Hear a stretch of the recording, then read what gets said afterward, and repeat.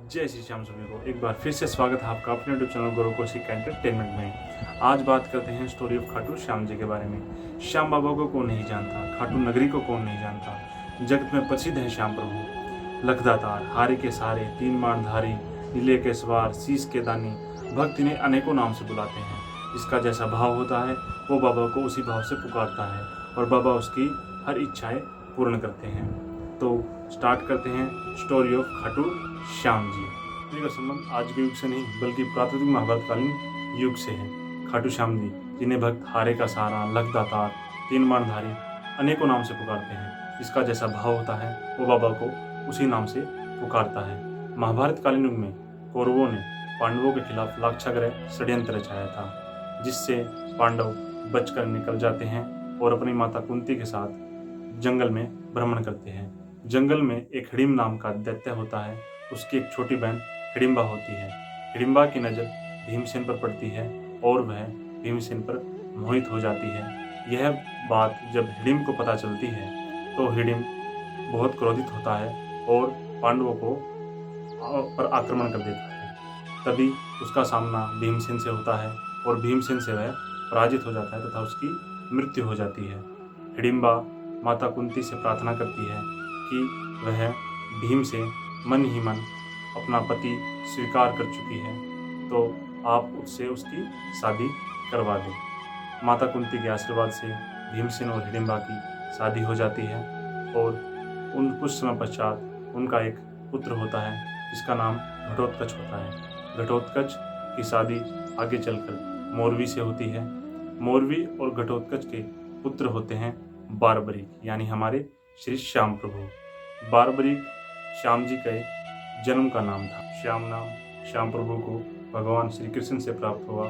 श्याम प्रभु बचपन से ही बड़े तेजस्वी और बड़े पराक्रमी थे। श्याम प्रभु अपनी दादी हिडिंबा के बड़े लाडले थे तथा उन्होंने अपनी दादी हिडिंबा से बचपन से ही बहुत सा धार्मिक ज्ञान प्राप्त किया था और बाद में श्याम प्रभु ने देवी माँ की तपस्या कर अमोघ 3 बाण प्राप्त किए, जिससे वह 3 बाणधारी कहलाए। जब महाभारत का युद्ध प्रारंभ हुआ कौरवों और पांडवों के मध्य, तब श्याम जी को इस बात का पता चलता है और श्याम प्रभु अपनी माता मोरवी के सामने अब इच्छा प्रकट करते हैं कि वे भी युद्ध में भाग लेंगे और अपनी माता को वचन देकर कि वे हारे का सहारा बनेंगे युद्ध के लिए प्रस्थान करते हैं। इस बात का पता भगवान श्री कृष्ण को चलता है। उन्हें तो पहले से ही इस बात का पता था।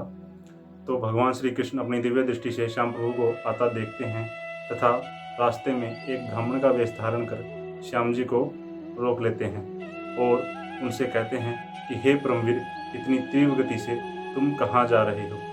तब श्याम प्रभु ब्राह्मण देख उन्हें प्रणाम करते हैं तथा उन्हें बताते हैं कि वे धर्म युद्ध में भाग लेने जा रहे हैं जो कौरवों और पांडवों के मध्य हो रहा है।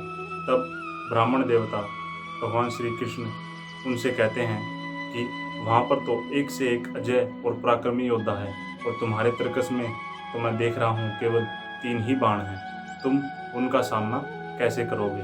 तब श्याम प्रभु कहते हैं कि मेरा केवल एक ही बाण इस पूरे युद्ध को एक क्षण भर में समाप्त करने के लिए पर्याप्त है, तो मेरे तर्कस में तो फिर भी 3 बाण है प्रभु। तब भगवान श्री कृष्ण कहते हैं कि मैं केवल कथनी पर विश्वास नहीं करता। तब श्याम प्रभु उनका उत्तर देते हुए कहते हैं कि प्रत्यक्ष को प्रमाण की आवश्यकता नहीं ब्राह्मण देवता, मैं भी आपके समक्ष हूँ और मेरे 3 बाण भी। मैं आपको अभी यह साबित करके दिखा सकता हूँ कि मेरा केवल एक ही बाण इस पूरे युद्ध को क्षण भर में समाप्त कर देगा। तब श्री श्याम प्रभु पीपल के वृक्ष के पत्तों का भेदन केवल अपने एक ही बाण से कर देते हैं। तब भगवान श्री कृष्ण एक पत्ते को अपने पैरों के नीचे दबा लेते हैं। तब बाण पीपल के वृक्ष के पत्तों का भेदन कर भगवान श्री कृष्ण के पैरों की तरफ बढ़ता है। तब श्री श्याम प्रभु कहते हैं, हे ब्राह्मण देवता, शायद आपके पैरों के नीचे कोई पत्ता दबा हुआ है, कृपा कर अपने पैरों को हटाएं, आपके पैर मेरे बाण के लक्ष्य भेदन के बीच में आ रहे हैं। तब भगवान श्री कृष्ण अपना पैर हटाते हैं और बाण अपना लक्ष्य भेद करता है। तब भगवान श्री कृष्ण श्याम प्रभु से एक प्रश्न करते हैं कि तुम इस युद्ध में भाग तो ले रहे हो, परंतु तुम इस युद्ध में किस पक्ष की तरफ से लड़ोगे। तब प्रभु श्री श्याम कहते हैं कि मैंने अपनी माता को वचन दिया है कि मैं केवल निर्बल पक्ष की तरफ से इस युद्ध में भाग लूंगा, मैं हारे का सहारा बनूंगा। तब भगवान श्री कृष्ण श्री श्याम प्रभु से कहते हैं कि मैं अगर तुमसे कुछ मांगूं तो क्या तुम मुझे दोगे? तब भगवान श्री श्याम कहते हैं, ब्राह्मण दान तो सबसे बड़ा दान है, अगर आप मुझसे कुछ मांगो तो मैं उसे अवश्य ही पूर्ण करूंगा। तब भगवान श्री कृष्ण श्री श्याम प्रभु से कहते हैं कि मुझे तुम्हारा शीश चाहिए।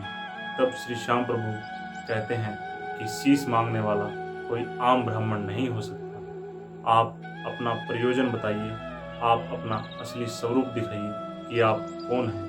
तब भगवान श्री कृष्ण अपने असली स्वरूप में श्री श्याम प्रभु के समक्ष आते हैं।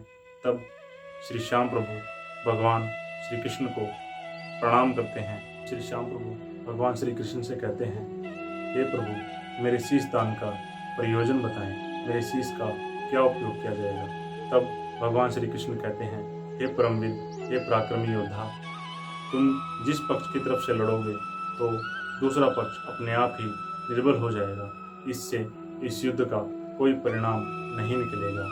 तुम्हारा द्वारा भाग लेने से यह धर्म युद्ध व्यर्थ हो जाएगा।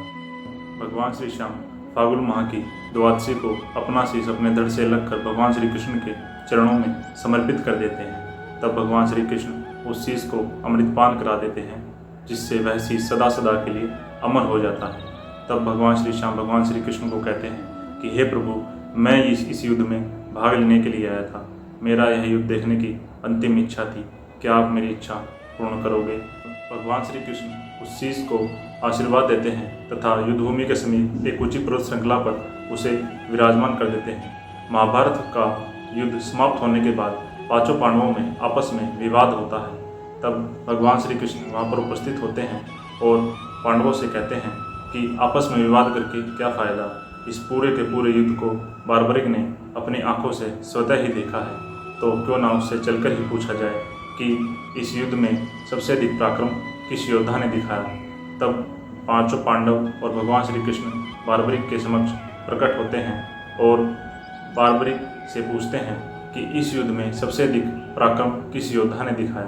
तब बार्बरिक उन्हें बताते हैं कि उसने इस युद्ध में केवल और केवल भगवान श्री कृष्ण के सुदर्शन चक्र को ही चलता देखा, जो अधर्मियों का नाश कर रहा था तथा धर्म की रक्षा कर रहा था। भगवान श्री कृष्ण बार्बरिक से प्रसन्न होकर उन्हें वरदान देते हैं कि तुम कलयुग में मेरे श्याम नाम से पूजे जाओगे तथा तुम में मेरी 16 की 16 कलाएं विद्यमान रहेंगी। जो भी भक्त तुम्हारे दर पर हार के आएगा तुम उसका सहारा बनोगे। तो ये थी श्याम प्रभु की कहानी मेरी जुबान।